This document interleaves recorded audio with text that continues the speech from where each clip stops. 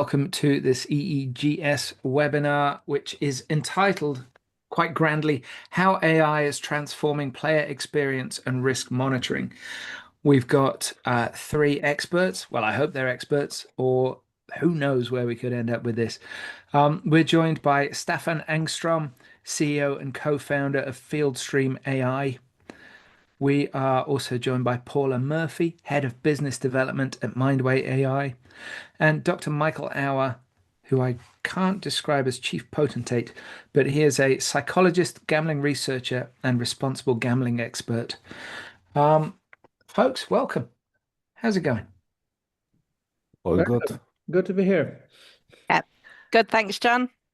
Super. Now, as there are four of us, and we're all no doubt going to want to speak at the same time, just so that people watching or listening know, what we'll be doing is if somebody wants to raise a point or make a point, we have a system in the software to raise your hand. So don't worry, if you've got something to say, press the raise hand thing and we'll get around everybody. I'm your host, John Bruford. Yeah, it's good to be me. So everybody here, well, except for Dr. Auer, has AI in their titles, so that's a great start. Staffan, I just want to start with you because I'm going to assume that some of our listeners might not necessarily be familiar with your particular field of expertise. Staffan, what is Fieldstream AI about, just in a sentence? We optimize marketing spend, both acquisition and retention for a host of verticals, but iGaming is half of our business. So basically take an enormous amount of business data and psychological behavior, and then we predict where you should spend your money for maximum profitability and not maximum growth. So responsible growth. Okay, Paula, how about MindWay AI? What's your bread and butter in a nutshell? Yeah, of course. So our bread and butter is the RG side of the equation that you introduced the webinar from. So at MindWay, we bring together quite a unique combination of neuroscience, expert psychological assessment, and the machine learning AI technology to do player tracking to identify signs of problematic play from an RG perspective. And we've recently extended that now to do transaction monitoring, looking for signs for obviously an AML perspective.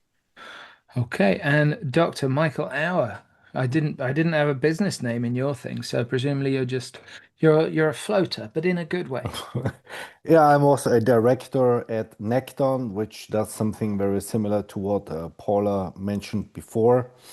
And yeah, I'm probably the one person here who published the most AI-related papers. So I'm a statistician and a psychologist, and I'm a gambling researcher. So I try to, understand player behavior, what makes players, gamble more than they actually should, what are potential indications of that, how do they use voluntary limits, how do they use self-exclusion. So my specialty is really learning from the data that gambling operators have available as much as possible to improve player safety, to improve responsible gaming. Okay, so I'm not going to say everybody's got some skin in this game. Everybody's got something to bring to this conversation. Now, one of the things that I wanted to talk about, and it's as good a starting point as any, the RG conversation has been had at every conference. There are loads of webinars about it. There's, the conversation is long established. I think the interesting thing in the conversation we're about to have is the inclusion of Staffan. Because what I wanted to talk about, what I'd really like to talk about or to get started with, responsible gambling is one thing, and I sort of personally have a few issues with the onus being on the player to act responsibly, as opposed to there's an overlap between player and operator.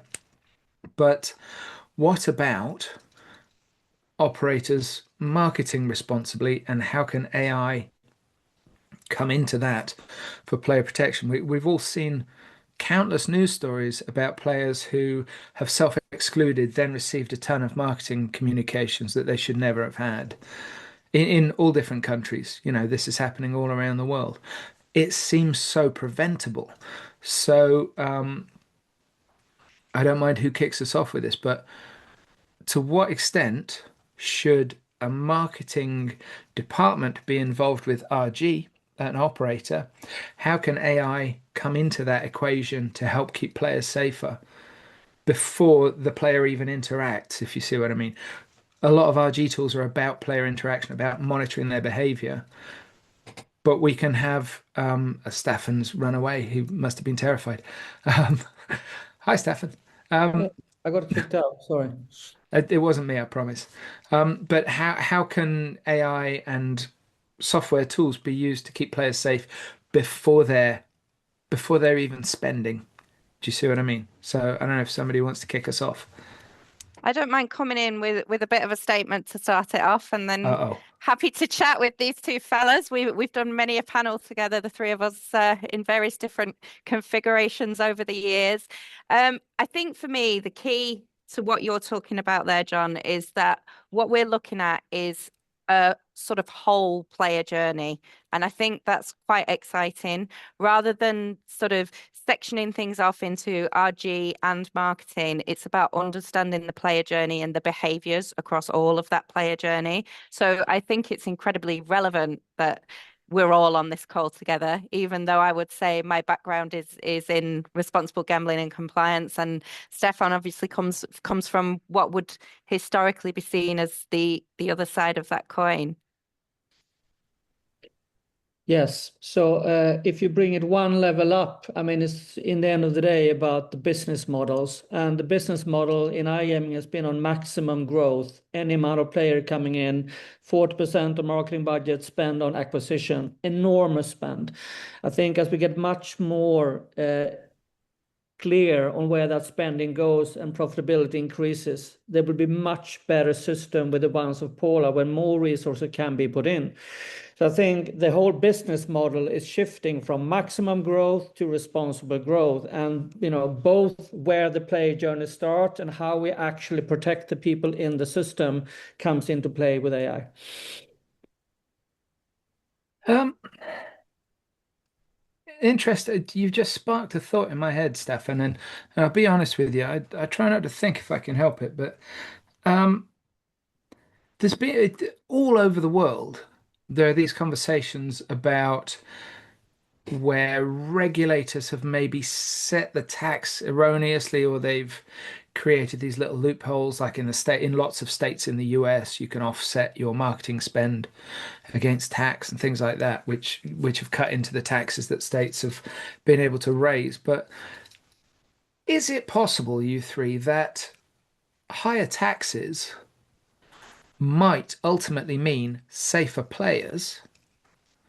Because the focus shifts from the very expensive act of player acquisition and focuses it onto player retention and a longer, more valuable relationship with the player, which Dr. Auer, has there been research on that? Is there research I mean, on it's keeping players being because it's cheaper? it's a really, really, really good thought because I mean we discussed this before that most online casino operators' revenue is generated by a very small group of players, right? I mean, more in unregulated markets, of course, and the more regulated they are, like the Netherlands or Germany, the more sort of, equalized the distribution. The goal, of course, would be, I mean, it's never gonna be achieved and it's not unrealistic, but let's think of the two extremes, right? So on the one hand, you have a situation where every player contributes the same amount. That's kind of the lottery world, right? So millions of players purchase their weekly tickets, their bi-weekly tickets. On the other hand, let's say you have an online casino and one guy spends everything, right? So one guy, basically one player, generates the entire revenue. And what's interesting about this, tax thought that you brought up, what if they were taxed by player revenue, right? So the more a player generates, the higher the tax. The less a player generates, the lower the tax. Wouldn't that force them, the operators, to actually distribute the revenue across the player base? Like Well, a that's pretty progressive, wild. like a progressive taxing, you know what I mean? Because ultimately, I mean, what we discussed before is the balance between the marketing and the RG. And in marketing, the goal is very simple. I want to make more money, right? Whatever, in whichever way I'm gonna do this, okay. I want each individual to play more, to play longer, but ultimately it's about them spending more money. That's what I'm trying to achieve. But in RG, the goal is not so clear at the end of the day. What do I actually try to achieve? I want to have less problematic players, but then I have to have a way to assess problem gambling, which is not that easy. I mean, I can, of course, come up with a couple of criteria. Somebody deposits 2 times, or somebody, plays during odd hours between 1 and 6 a.m. But it's not such an easy task, and that's what we are missing. And the AI is not going to help us here. The AI is going to help us once we have actually come up with a good approach, is the criteria for RG. Because in marketing it's easy, but for RG it's kind of missing, right? And that's why there's so much different, that regulation is so different.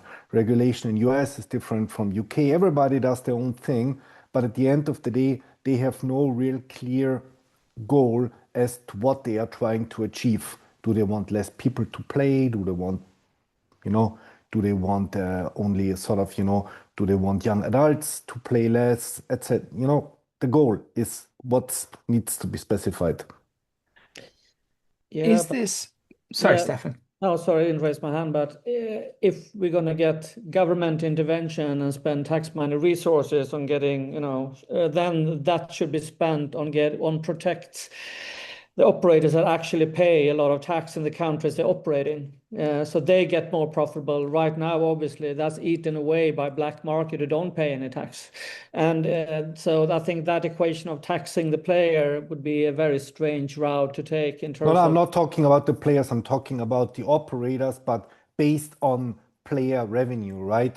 So yeah, basically, the guy who deposits 200,000, they pay more taxes for this guy's revenue. yeah, The guy who deposits 5,000, they pay less taxes because the yeah, guy spends less. So then you're forced to grow your player base, and to distribute your revenue more equally across the player base. yeah, But you have lots of situations like where in the Netherlands or Germany or elsewhere, I think Lithuania is another case that I discussed the other day, where advertising is restricted more and more. And if you restrict the advertising, operators don't have a chance to grow their business, because the only thing they can do then is they can milk the players they already have, because they can't, it's hard for them to generate new business. And yeah. in that case, the big ones grow because they already have their player base, and the small ones have no way to grow other than to sort of, milk the players they already have, which obviously we don't want. Yeah. Paula, you want to add something? Yeah, so I'm kind of listening to what the guys are saying here, and I think the point that Stefan raised around what we see in markets where the tax is high is actually the black market benefiting immensely. And I feel like if we had this situation where the tax was dependent on how much that individual player was spending, rather than sort of driving operators to want to even that out, what we would end up is very much a two-tier system where you have those HVCs sitting on unregulated platforms and just squeezing the regulated market even further than it already has been done, to the point where it's kind of, is this even sustainable? So I feel like whilst in theory you can look at these ideas and say, oh yeah, wouldn't that be great? Wouldn't it even it out? We cannot ignore the fact that we are competing with the black market. They don't pay any tax at all. We know, because we've seen in jurisdictions where tax is high, that what that does to channelization. So I don't know. I feel we need to put a real world lens onto the conversation just as much as the theoretical one. I don't think there's anything wrong with having a almost a utopian conversation because, in a hypothetical situation, no ideas are out of bounds. I think fundamentally that at the heart of what Michael's saying is the idea that if you look at the way that major land-based gambling locations used to used to operate, it was kind of largely on a sort of whale basis, right? So they want the big players, they want these people bringing in huge amounts of money, etc. And we can see historically what's happened in those jurisdictions, and it's really quite plain, and the numbers will back me up on this. But the most striking success in moving to a mass market model is very obviously and very clearly Las Vegas, right? Now, Macau, when it came up and was the biggest gambling market in the world by a country mile, was a whale-based market. It has since made huge efforts to shift to a mass market model. So more things to do for more people. So people come and gambling is a bit of what they do. In Vegas, it shifted from 70% slot revenue to less than 30% slot revenue in less than 20 years. I mean, that's a big shift. If you think of a whale-based model in iGaming, do you remember the news story about the guy who he switched operators for a month, and the shift in that operator's market share, the one went tumbling down and the other one came jumping up because one player moved. Now, if you think, say you've got five of these players, you've got a seriously profitable business until one of them dies. And I appreciate this is a radical example. However, say you've got, and I'm just pulling numbers out of my butt here, but say you've got 100,000 players, right? And say 500 of those are extremely profitable players. And I am being very binary with this conversation. I get that, right? But say you've got 5,000 really, really profitable players or 500 or whatever. If you can get the other 95,000 players to all spend $5 extra a month, then that's not only desirable, it's extremely sustainable. It's the process of milking the players, or as the industry parlance is, rinsing the players. As operators, we're expecting us to have a short time with those players. We're cannibalizing players off each other instead of expanding the player base, instead of expanding what we do and making it more interesting to more people. And I think, I mean, John, sorry to interrupt. I think this is really where Stefan comes in, right? Because that's, I mean, that's the focus of the marketing. And in the past, what I saw with, the online gambling operators, it's those 500 basically, which are in the extreme focus, right? That's what they do. That's where they go. Unfortunately, in many jurisdictions, they can't do that anymore because whenever somebody's high risk based on a system like Neccton's or Paula's, they can't advertise to them anymore. They can't, give them bonuses, etc. And the goal of the marketing, in my opinion, is okay, look at those 90% who basically, I mean, their contribution is negligible, and increase it by 5%, whatever, and your business will prosper. Stefan, is this something that you are familiar with, that operators, do that they focus on, the recreational player, try to do something there? I'm putting my hand up in real life. Staffan, that also brings us back to what the theoretical reason is for this webinar. How in your business would you utilize AI for the benefit of players and operators? Yeah. Well, the main challenge today is even if there's a small amount of player that, creates a lot of the revenue, it's still 40% of an operator's entire budget that's spent on acquisition. So the Yeah. nets are cast extremely wide, right? It's an enormous spend machine that's not highly calibrated. So what we do is to calibrate that 40% of marketing spend to see where different segments of players arrive from, right, in a much more elaborate way. Once they become, a player and you go into retention mode, you obviously, you bring in all the kinds of bonus models, VIP treatments, everything that comes on the playing more side, and you have Paula's and Michael's systems that alerts when something is getting out of hand, and that's where the balance is. But to the starting point, if I think the enormous spend in the very wide sense, if that can be widely pulled down to something more efficient, you can spend way more time with your existing clients and in a very elaborate way make them play responsible. And then we have a lot of system for that. So if you do all this pre-work, so you know who's coming in and where they come from, you can go look for them exactly again where they came from in cohorts.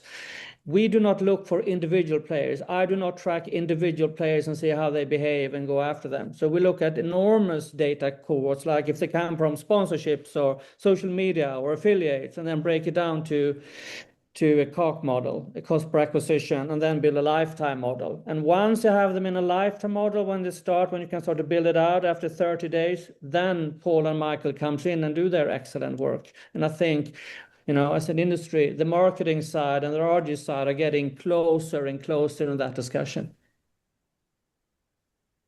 Yeah, I think there are questions about, because the RG side of the business, it tends to be thought of as the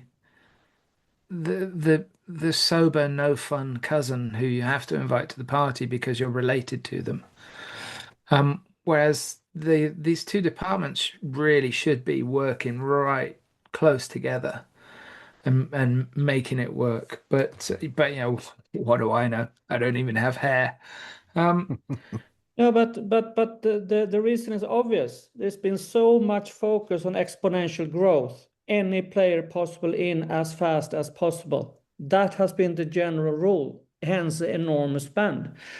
No, that is shifting because with the systems that we and others are building, you can be very, very much more precise in how you spend that marketing, and you save a lot by getting in players that actually are responsible and who can act accordingly. And then, again, Paul and Michael's system will tell when we get into moods that are destructive and where legal sets in. So it's shifting really fast right now. is Yeah, it when? Sorry, Paul. sorry. Yeah, I was just going to say I would agree with that. That I think the focus then shifts to sustainability. We work with partners who obviously assess the results that they get from deploying systems like the ones that we have or Michael's system. And what they've actually found is that by driving player risk down, it actually saves one hell of a lot of money in customers that they would have lost to exclusion sort of very quickly if they hadn't had these tools in place.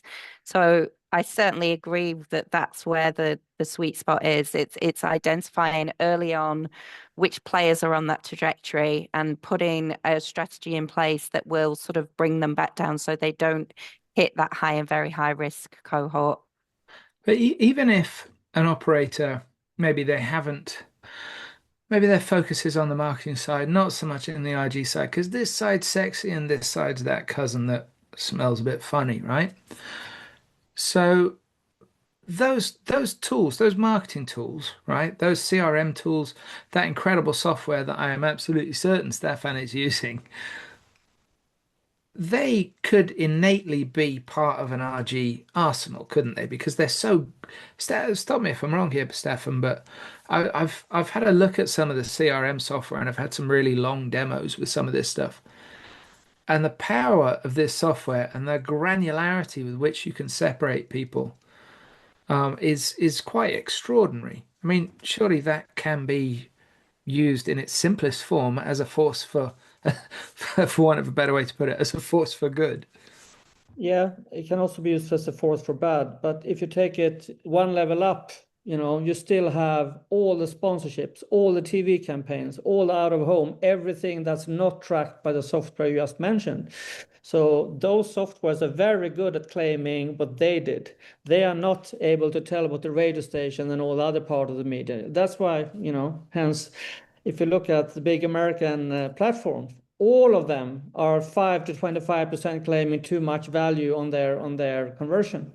The journey started way earlier. That's why you have to start with cohorts, because it's impossible when you spend so much money to guide the net that wide to be very precise in the beginning. Everyone has that problem. Unilever spends an enormous amount of at the top of funnel marketing. Same with iGaming. It's just not economically viable to go at the very top and be precise. Marketing doesn't work that way. It's economy of scale. It is, and especially when you look at sports books, Yeah, it's totally reliant on volume yeah, because it's such a small margin business. yeah. Yeah, I think people do forget that we talk about gambling as a whole, but the different forms of gambling are completely different. Hmm. Different kind of player, different player acquisition, different margins, different expenses, as in operating expenses. So yeah, we're having a very general conversation.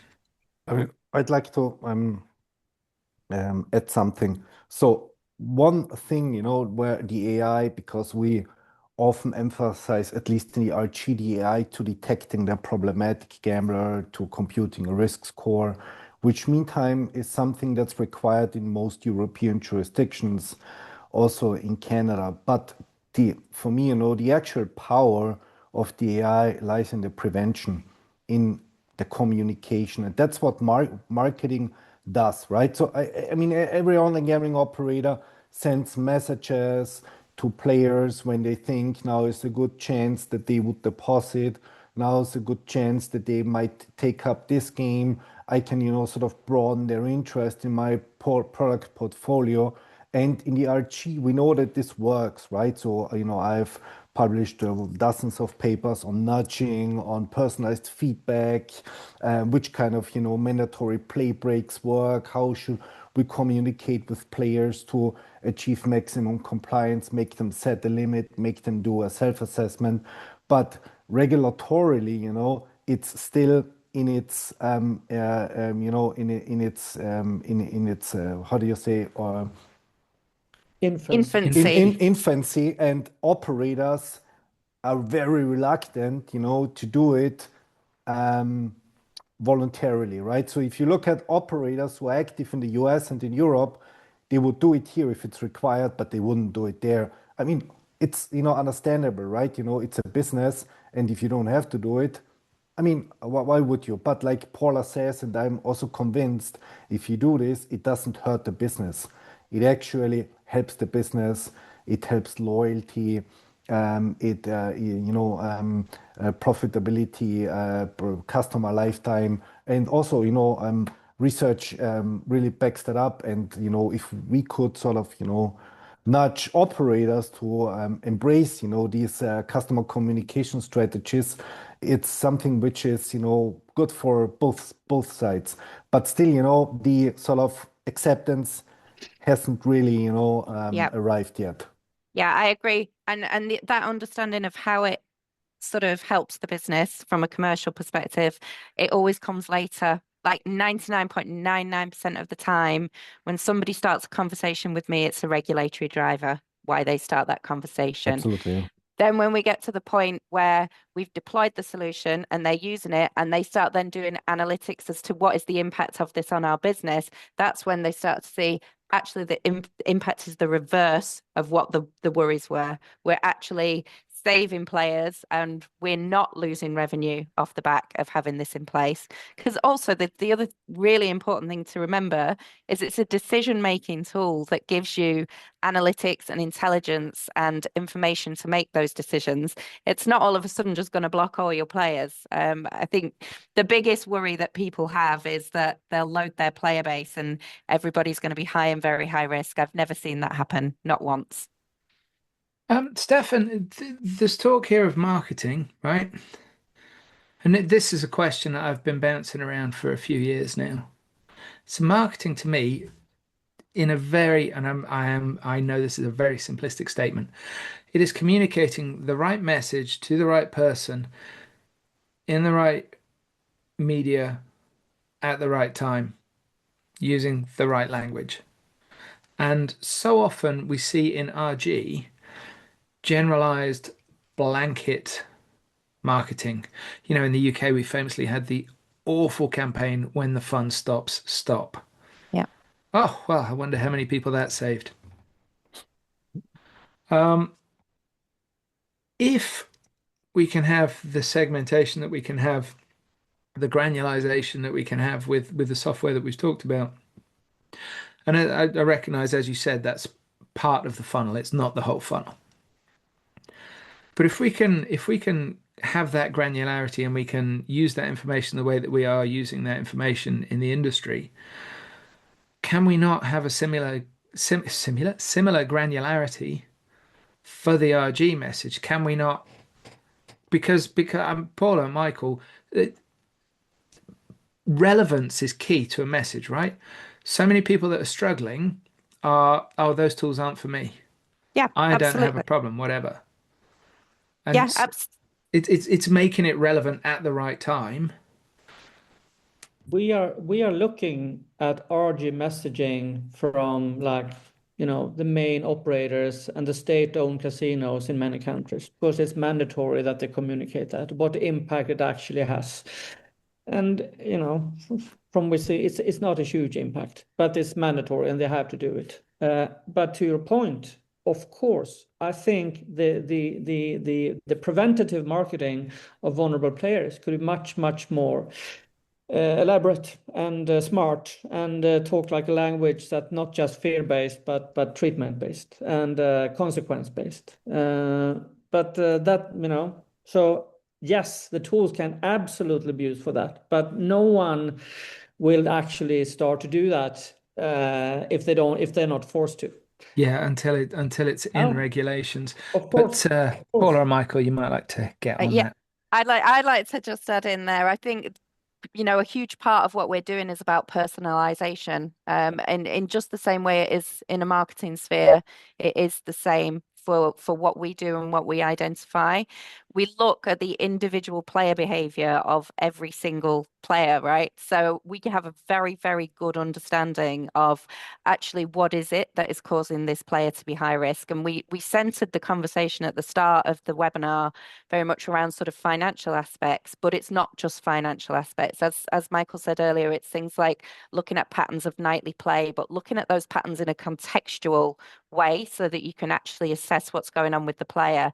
If you've got that in-depth understanding of all their different behaviors, it makes it so much easier to then target an interaction in a way that they see themselves in the conversation, be that automated or be it a human to human interaction that's triggered from an account review. And that is at the very crux of what we do.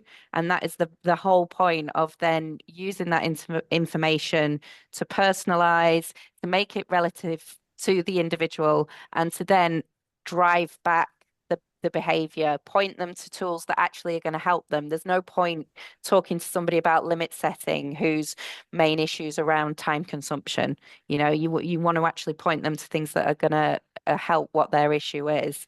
And I think that's what solutions like ours are set up to achieve. So yeah. I think I would worry, like, and I'm just speaking as like a human being.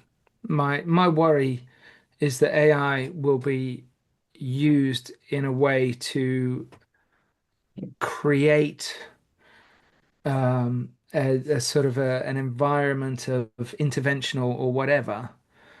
That means that you don't have to have a human being there. Do you know what I mean? It's like I've talked to operators in the past about this, and they've asked, well, how do we set this up? And I'm like, well, you have a bunch of resources ready, just like any support group would have. You have your resources ready, you have your relationships in place so that you can say, go talk to the or whatever. But the main thing that you do is you get people talking Yeah. to another human being. Yeah, it should be used as a decision support tool, right? So Yeah. that doesn't take the humans out of the equation. And I think the other very important thing to say, certainly with the approach that we use at MindWay, is we start with the humans, right? So we actually train the algorithm to replicate expert human psychologist decision making. We have a panel of experts who are people that have decades of experience on both the research and treatment side of psychology of understanding gambling behavior. We then get them to mark. We use the sort of case reviews that they do as the basis to train the algorithm so that it can do it on scale. So what you're actually doing, you think that some of our customers have player base running into the millions. There's absolutely no way you could do that without using some kind of technology to scale it up to this extent. So you start with the human. You then configure the solution in a way that you're looking at the different types of behaviors and you're thinking about ones that it's okay to automate. They're sort of lower level. You can automate that. You can sort of address that to begin with a pop-up or an automated email, or, there's all sorts of innovative stuff in the field of interventions that's coming out these days that you could use it to trigger. But then there's other things that you wouldn't want to automate. You would want to make sure that that human-to-human contact is there. And what the AI does is it enables you to filter through all of that to find the relevant cases and make sure that you're actually focusing your human resource in the right place rather than chasing people that have maybe just crossed a threshold and triggered something, but they don't really need the help and the assistance. But here's an example, right, so I get what you're saying, but here's an example of what the way that technology can mutate and become less useful.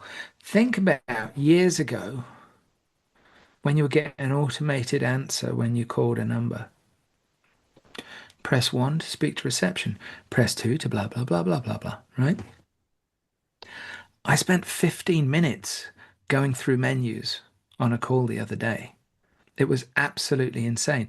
It's all to make sure you get through to the right department. Yeah, kind of. Going back to the But it's hair, is that where it went?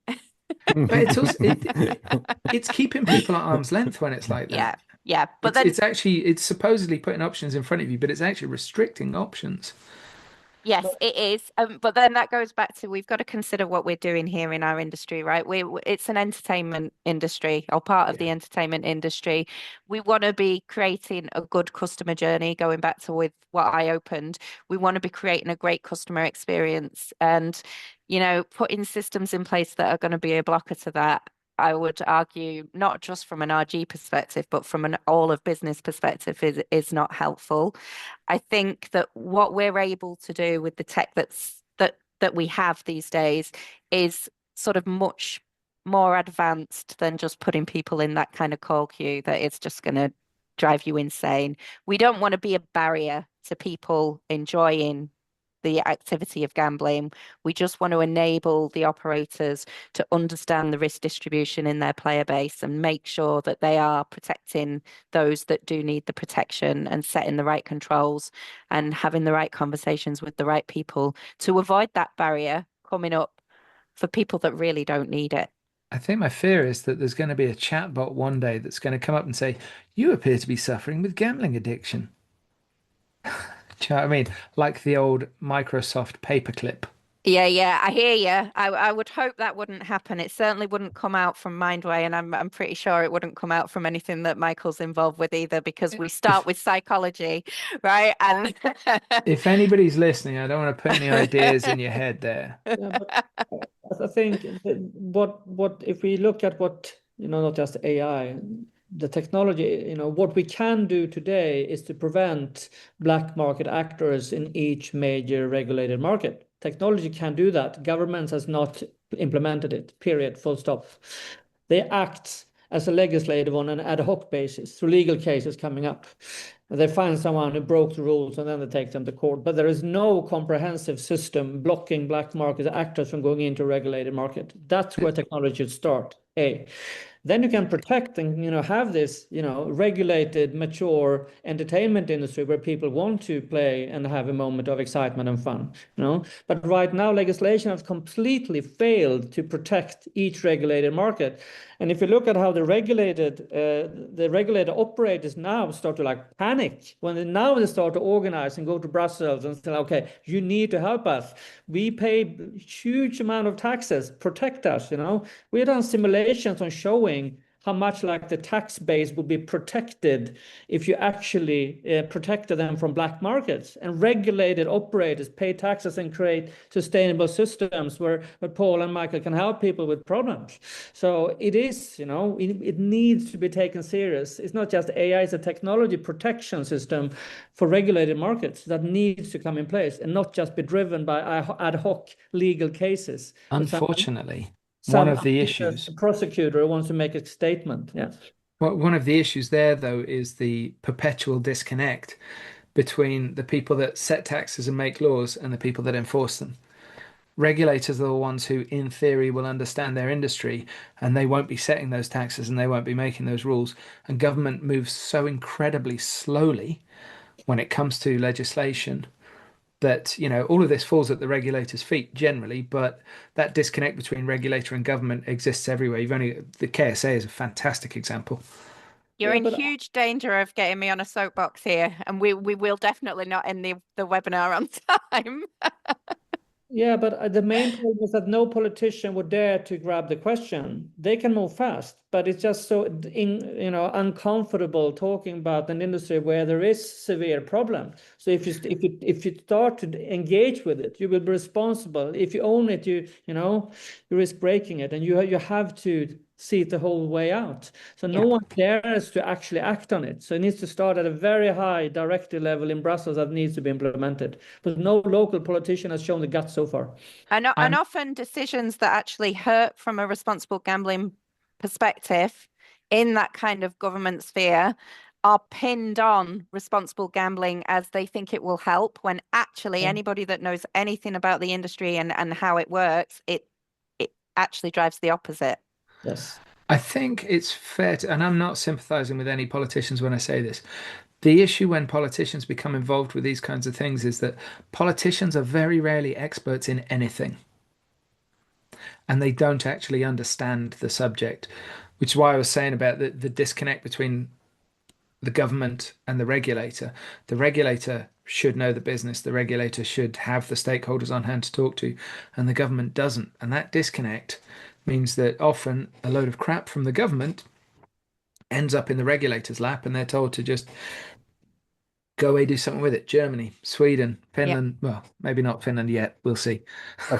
Coupled with vilification of the industry itself, right? So that the voices of the people that actually work in this space and understand what they're talking about don't get heard because of that vilification. So it's a bit of a perfect storm.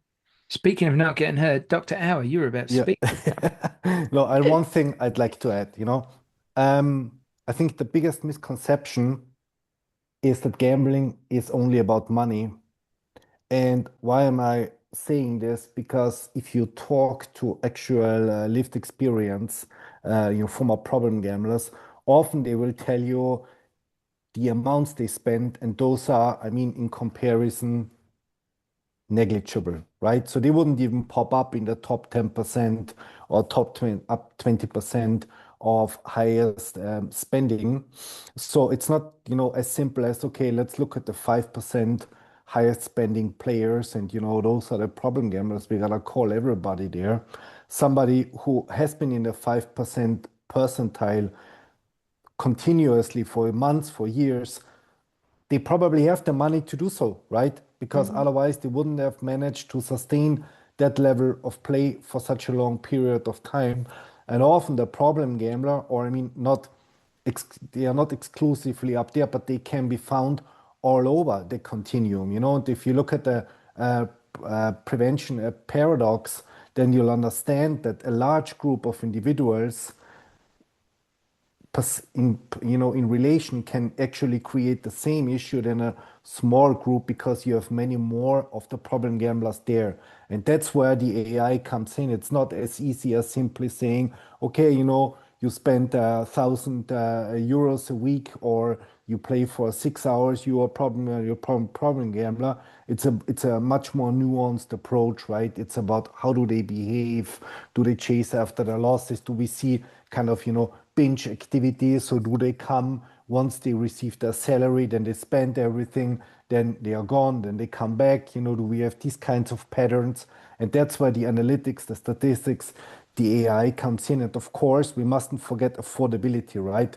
If we managed to, include, to enhance the data with open banking, I mean, would be such a game changer, in my opinion, because if you knew, a better idea of a person's, source of wealth, you could enhance the algorithm, increase the precision of the detection. Okay. If you want to get technical, that's fine. We have some questions from people viewing. So what I'm going to do is I'm going to read the question out, and then you raise your hands if you want to chip in. And if nobody does, then I will sing a song. It's not an idle threat either.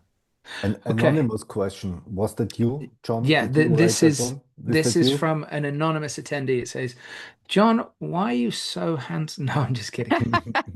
It is It was his mum. it is from an anonymous attendee.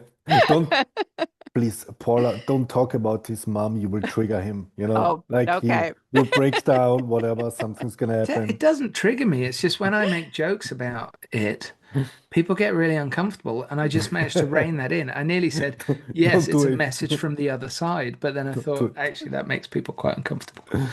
Anyway, so from an anonymous attendee, how can operators use AI to meet RG obligations and tax pressures without over monetizing, in brackets, milking existing players? Anybody? Well, those are three questions in one. That's kind of probably a little bit too overwhelming for me, so I leave it to Stefan. He, Well, that is, I don't look at that. So I don't think that's for me. of course it is. Come on, I mean, don't talk yourself out of it now. Well, Yeah. no, to be fair, Staffan is not an operator.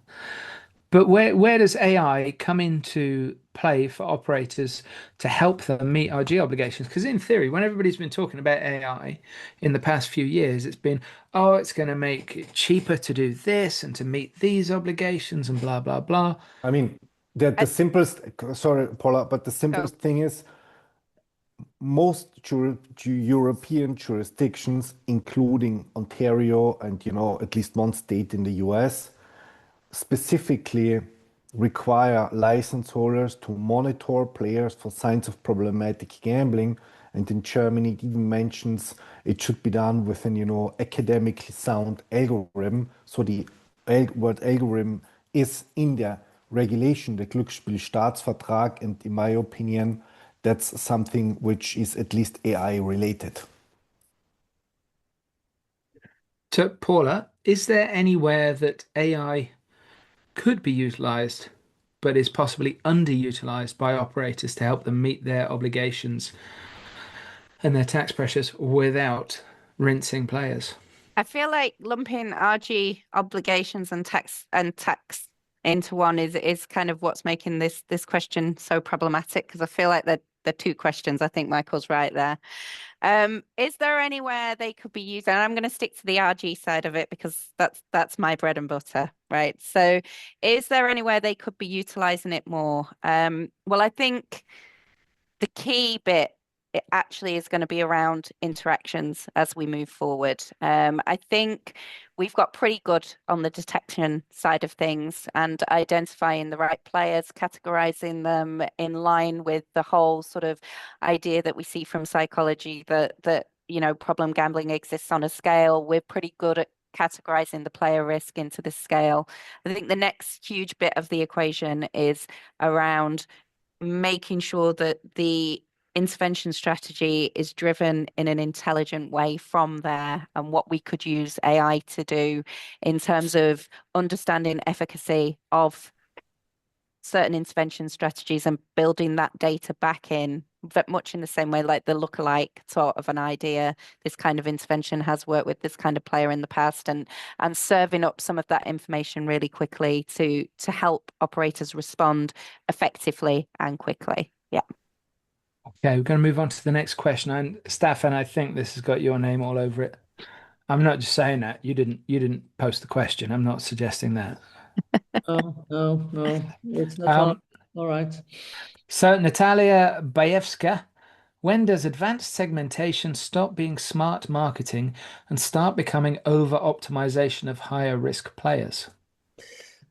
Well, first of all, in the acquisition stage, you don't know if they are high risk players, right? So once, when you do the first all your acquisition marketing, you will learn in the cohort analysis where the rare players, the mid players, and then the VIP players came from. Once you know where they came from, you can start to market into these segments. Once you start to market to the correct segments by itself, then you can start to analyze the lifetime value, so the economic value of each new player coming in. That's like the business model that operators use going forward. And that's number one. Once you do that, you will, be so much more profitable that the money you can use for using, advanced analytic systems like Paula and Michael are building to find out who is at risk and block them from your marketing, becomes, simple.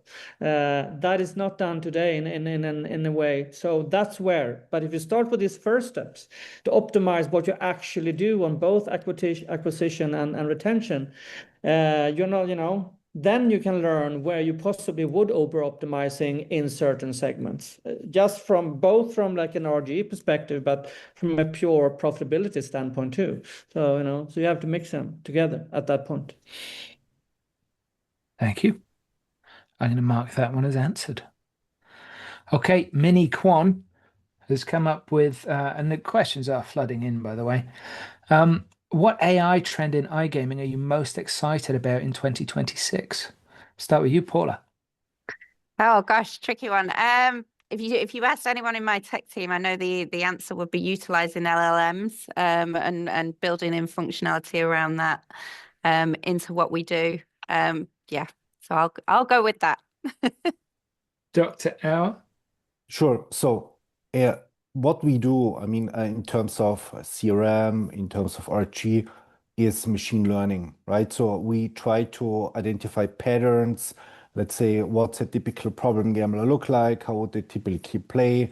And that those patterns reflect in the data, age group, gender, how they deposit, etc. And then we apply this logic. It's like a formula, right? So we try to come up with recipes and we apply these recipes. Same in the marketing. But the real game changer, and that's something I'd say I haven't seen it, in gambling, let alone in RG, is generative AI, right? So imagine you could, as a player, basically prompt your own game, similar to what you can do with, ChatGPT or other tools. Okay, you write a couple of prompts and you receive, a nice chart, illustration, video, or whatever. Imagine you could do that in gambling, right? So you play with an operator. There are certain games, but you can modify the games to your liking with prompts. And the AI generates, based on your prompts, something new, something individual, something specific for yourself. I mean, if this came into fruition, I think it could be a real game changer in terms of the product. Okay. Okay. Staffan. Yeah, I think I also have an easier answer. I think the biggest shift is going from a silo thinking that the affiliate group looks at one data set, the search team look at one data set, the RG people look at one data set, the PPC team look at one data set, the sponsorship team look at one data set. It's becoming a holistic business model, and this advanced analytics system is fueling all these data cohorts into one data set of file that everyone can follow. It creates a complete organizational shift how you actually work. So the technology is enabling a way more sustainable business model going forward. That's way more precise, much more responsible. I think that is the shift that I like, that I love here, was it becoming way more responsible. It's been a lot of waste of good people and good money, and now like focus is coming in, and I think that is super exciting when you can analyze these massive data value from all these cohorts and silos into one, and that hasn't been done before. So it's a big organizational change. A lot of people are really scared because they've been sitting on their reports, their affiliate reports and search reports for years and have their set of truth. That is not the truth. That's one set of truth. Now, as Paula said, if actually the responsible gaming is a profitable driver, that is a new dawn. And I think that's something we should be extremely excited about. Okay, we've got a few more questions to get through. Bear with me. Thank you for your answers on that, and they were terrific. Okay, this one names Dr. Auer. Oh man. Look, I might Yeah. have to chip into answering this one as well. When looking at Dr. Auer's example of taxing the operator more for the 500,000 euro player over the 5,000 euro player, or 500 over, I don't know, it's full stops, not commas. How does that drive the high value customer to black market sites, PD or revenue? I don't know about the PD or revenue part, but how does that drive the HVC to black market sites? Well, Why would it? I mean, well, it's the problem is this is a completely hypothetical, isn't it? I mean, But it's basically a reward system for the operator. I mean, that's how I see it, right? So you have somebody, an individual who generates that amount of revenue. It's progressively taxed compared to an individual who produces less. So the operator basically buys in to some of the risk that might be generated because the individual, might cause, harm, problems to cost to the system. Theoretically, I don't know. the main way that it would drive high value customers offshore is very simple, but it would be that increased taxation against the higher spend on those higher spending players will result in crappy offers to those players. Of course, yeah, sure. And offshore would not have Yeah. any of the handcuffs on them, I mean, and it would basically make them easy to tempt. it's always a balance, right? I mean, can you manage to find a regulation which is so safe that it doesn't, overly produce the problems, but on the other hand, it's so attractive that no offshore operator out there can compete with it. Also taking into account that you will probably have to overcome some obstacles gambling with offshore operators, right? And yeah, one obstacle, of course, is when you win, will you ever receive your money? I mean, I don't know. That's a fairly big obstacle. Probably unlikely. I mean, there are lots of those things out there. It's not as easy as saying, everybody goes to offshore when you have regulation. I mean, of course, all the operators are saying that because they want less regulation, right? I mean, they are moaning in the Netherlands, in Germany, in the UK, whatever. I mean, it's always the offshore sort of that comes up as an excuse. Okay, you regulate us, blah, blah, blah, you create more offshore. It's not as easy as that because somebody who goes offshore, I mean, also takes into account considerable risk. But what's the ideal combination, right? What's the ideal regulation? Who knows? I mean, such an experiment is probably impossible to run. It is. It would take some big brass balls to even try that one. Yeah. But the funny thing is, the higher taxation on higher spend. We're essentially talking about replicating the income tax system in almost every Exactly, yeah. country in the world. Yeah, yeah. And personally, I kind of believe in the income tax model because it's redistribution, isn't it? But yeah, what do I know? Um, so I'm going to count that one as answered. This is a terrific question here, and I think Staffan, I think you might have something to chip in here. What advice would you give to companies that are just starting their AI journey? Get your data in order. Good point. Same. That's a Data, data, data. superb answer.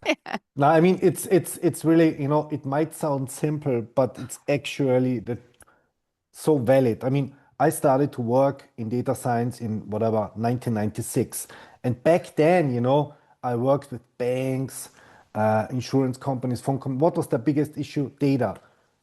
Today, I'm working with an online gambling operator. Still, they can't manage to produce the data precisely, correctly, in time, complete. And like the silo thing that you mentioned before, Stefan, I mean, there was a company, maybe it's out there called SAS, not the airline, but the like statistical software. I mean, they came up with this silo thing, right? We have to find the single point of truth, blah, blah, blah. I mean, it keeps coming up, keeps coming up, and it's gonna be there probably as long as we are, because the data is at the core of everything. And if you can't handle it, can't produce it correctly, I mean, the marketing will suffer, the RG will suffer, the business will suffer. Yeah, I mean, that is where this gets interesting in 1 minute past 3. So obviously, all these silos are now spread out and they're connected by human beings, right? So these silos can be merged rather easy now through all the data warehouse systems that are in place. But it's still going to be put together by human intervention, taking decisions, because there is still overbelief that the AI is somehow going to come in and solve it. It won't. It will help you, but it's still the human intervention with the data that makes these systems actually function. And intervention will create the invention in these groups once they start to interact with this data that they have collected. So get your data in order, and then the human invention will intervention and invention will come into place. I think it helps to think of data in the context of AI as being, or to think of it, because AI is still relatively new to most of us. Um, but if you think of any company that's ever conducted a survey, surveys are incredibly difficult to do, incredibly easy to do, incredibly difficult to do well. Yeah. And they always come down to the fundamental, which is, who did you ask? It's all about the quality of the respondent, the quality and the relevance of the respondent. And with AI and data, it's about how have you controlled what the AI is accessing to produce the data? How have you cleaned that data and made it not so that it produces the answers that you want, but so that it produces accuracy, unpolluted accuracy. But anyway, it's by the by. So we've got one more question to go. Is everybody okay for time? Breathe. We can do this. Let's power through. I believe in all of you. Um, although I might answer this one.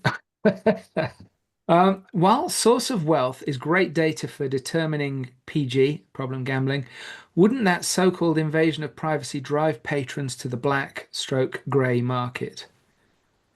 This is an interesting question, but it is one that blows my mind a little bit because it's something that a lot of gamblers have picked up on and had increasing consternation about. But the simple truth is that what we now abbreviate to KYC, know your customer, that is across most financial instruments now. It's right through the heart of banking. We've seen in big neon signs what happened in Las Vegas when they didn't bother, and that's that tens of millions of dollars were laundered through a huge name casino by illegal bookies coming over from California to launder their money in Las Vegas because they knew nobody was going to ask for source of funds. And they were precisely the customers that should have been asked for source of funds. But then it would have stopped tens of millions of dollars coming through an operator. So it might drive patrons to the black stroke grey market. It is seen as invasive. The important part of this, and stop me if I'm wrong, guys, is it's not the amount of money that's being spent, it's the proportion of money that's being spent. It might drive people to the black stroke grey market, but there are lots of different ways why this is complicated, right? Because some jurisdictions have a credit card ban.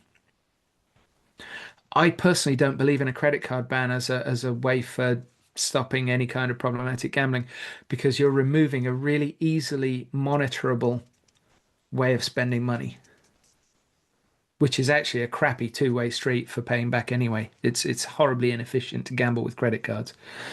But anyway, I'm getting sidetracked.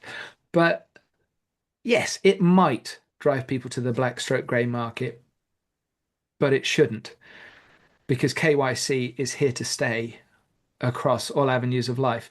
And KYC has become what it has become because of the rise in standardization across governments and territories to fight AML.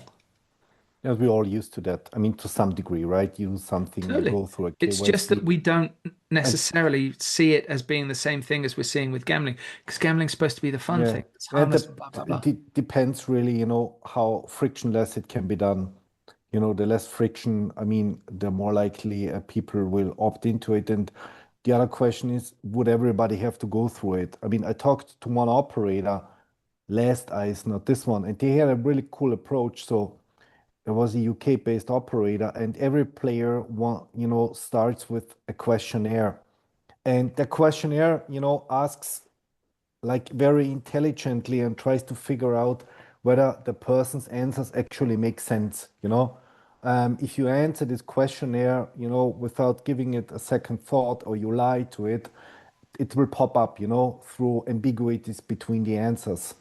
And that's a good way to start it off, to get an insights, into the person. Like, are they honest, about the answers, about their job, about how much they earn, what they do, etc., where the money comes from. And then when you see patterns there, like, of impulsivity, of loss of control, you can go deeper. You don't have to do it with everyone from the scratch. If somebody spends the cents, or pennies, okay, why bother? But if somebody then, you see either they spend more and or they show some indications, then you can go deeper. And then also the human factor comes in, because then it turns out, okay, for this person to talk to an agent, to talk to somebody whose system then again is AI enhanced.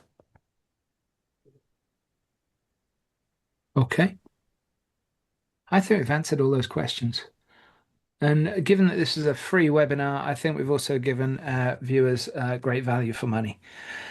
So I'd like to thank this beautiful panel, the magnificent Staffan Engstrom of Fieldstream AI, His Eminence Dr. Michael Auer of who knows, and the wonderful Paula Murphy, Head of Business Development at MindWay AI. Thank you all for joining us, and Thanks. we'll see you next time if I'm ever allowed to do this again. Thanks, John. Bye. Thanks, everybody. Okay. And don't hesitate to get in touch, of course, with any of us. Of course, of course.